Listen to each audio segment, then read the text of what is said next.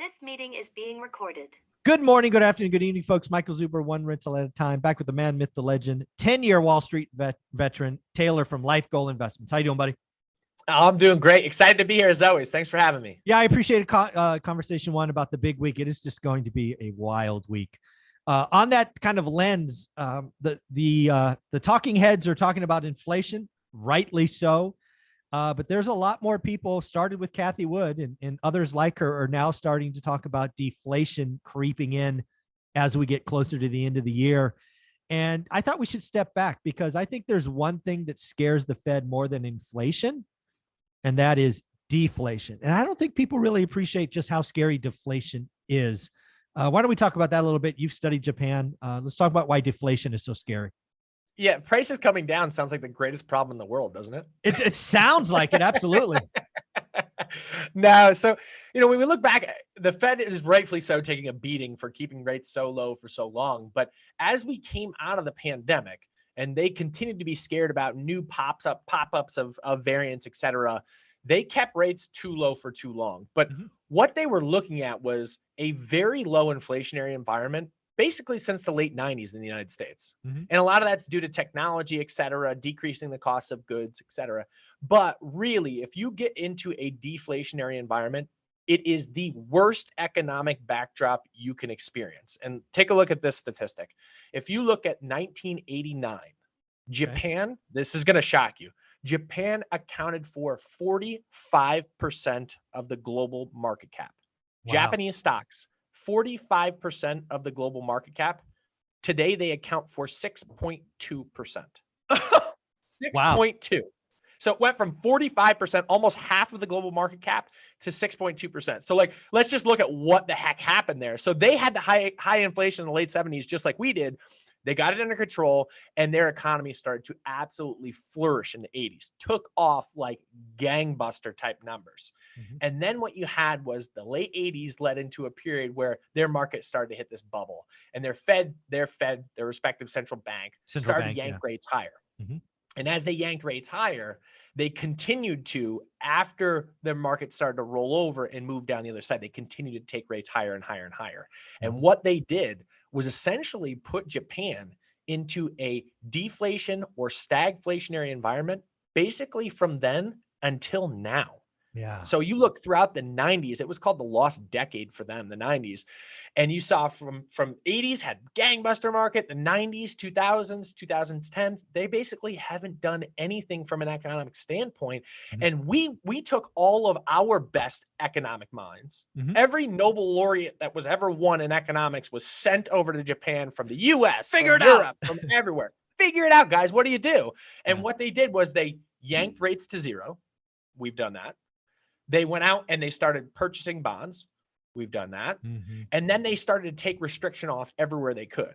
They signed a transatlantic partnership, TAP or something like that it's called. And they basically said, hey, we need to spur on this economy in any way, shape, or form that we can for basically 2.5 decades. And for 2.5 decades, their country floundered. Their inflation rate was either zero or below for the better part of 2.5 decades. And that is something that our Fed looked at and said, hey, we don't exactly know where we're going to experience this deflationary spin back up out of the great pandemic that we had of coronavirus and come back up the other side. But if we're going to err on the side of caution in one direction or the other, we're going to err on the side of let inflation run hot rather than deflation, because we've seen that deflation can't be solved by economic policy. Yeah, inflation can't. Yeah, I think there's something else that we just need to appreciate, again, for the average folks, right? If you have debt, you want inflation because you want to pay off future debt with cheaper dollars, simply said. Correct. And deflation makes your dollars more expensive. Who's the largest debtor in the world? The United States. Yep. US government, exactly right. If think about that, whatever the 60 trillion or whatever the hell the number is, if we go into a deflationary environment, that 60 trillion, again, I'm just making that up. I don't know what it is. It could feel like 100 trillion in a minute. And then it all breaks. The house of cards. So, So there's no question, as the largest debtor on the planet, we need to engineer inflation. 2% is a nice number. It's what the Fed is targeting, 2.5. It doesn't want 9. It doesn't want 8. It doesn't want 7, because that impacts the lower end. Obviously, it's a regressive tax. But let's be very clear. The federal government and the Fed will do everything possible not to have deflation, because the debt load that's the real problem, right? The burden. Correct. And the consumer. At the end of the day, if you know as a consumer that I can hold off on purchasing whatever asset it is, and another year it becomes less expensive, look at yourself in the mirror and go, what am I, crazy buying this now? I know it's going to be cheaper coming up here in a year or two from now. I'll just hold off on that purchase of a home or whatever it is, a car, etc. It just stops. Yeah, the whole economy just stops, and the engine of prosperity that is the system it stops. It doesn't. Yeah, it just stops. So again, I think the Fed, and I've said this before, is terrified of deflation. I think they don't want inflation. They don't like it. They realize they were too low for too long.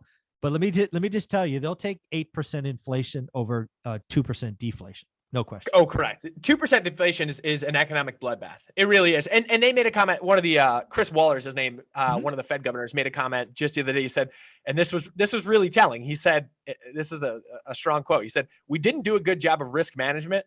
We bet the farm on inflation coming down. We should have been asking, what if inflation doesn't come down?" And so he said overtly, like, we obviously were well stuck in that camp. And I think the reason they were stuck in that camp was because, again, that fear of the deflationary environment that Japan experienced when it went from 45% of the global stock market to 6% over a 3-decade period of time. Yeah.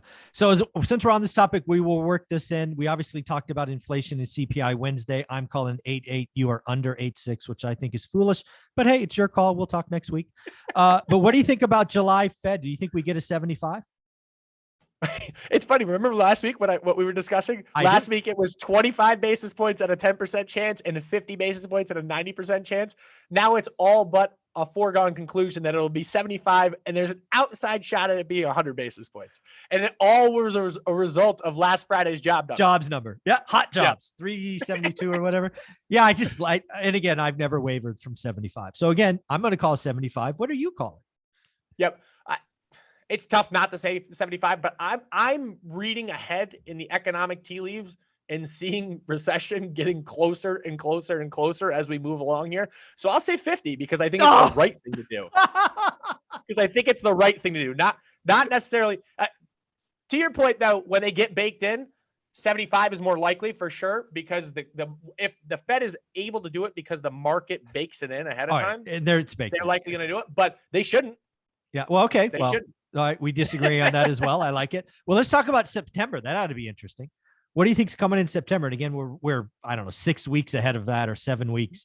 It's hard to say because a lot of economic data comes out between then and there. But I always like looking ahead and guessing.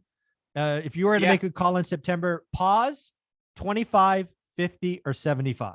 Where do you want to put the odds? 0 to 100. We'll spread it out. What do you think? Chances of 0 in September as we talk on July 11th.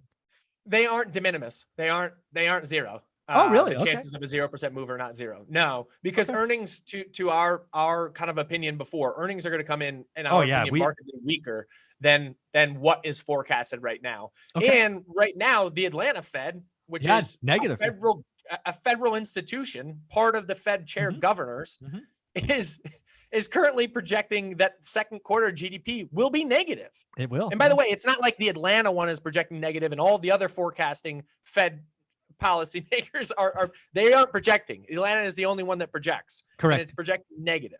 Correct. So I think if you get negative GDP, which would show that we're in a recession, that's probably a 50% chance right now, whether that plays out or not.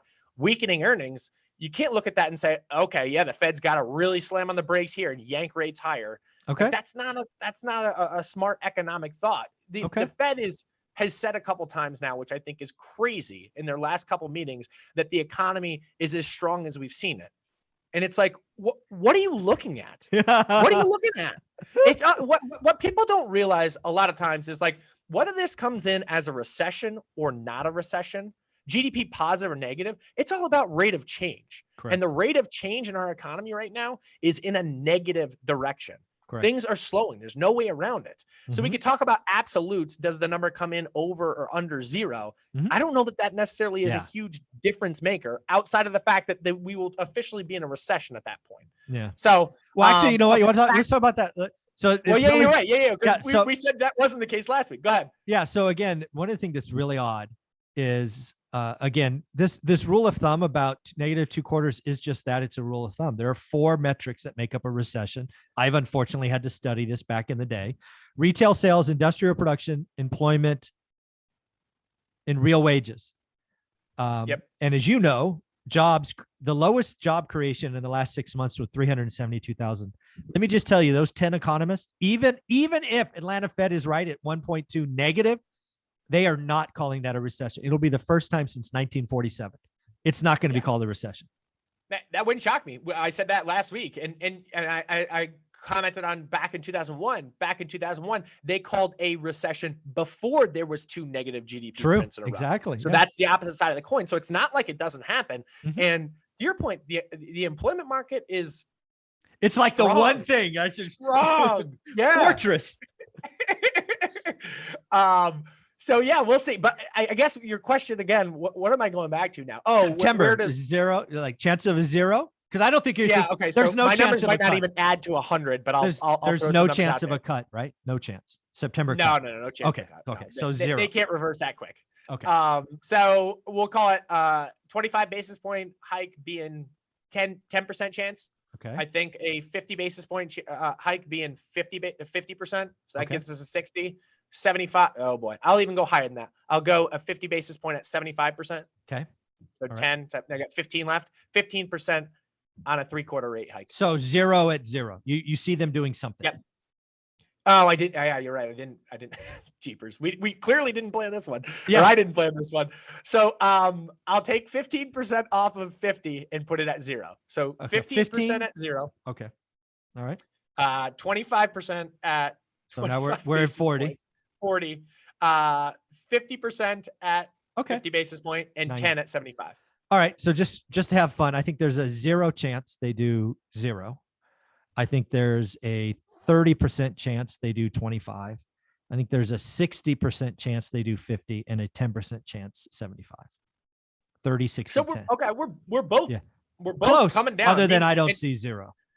Yeah. But you're coming down meaningfully though. Yeah. This is But- September. But you, to your point before, like you have been right longer than I have on this.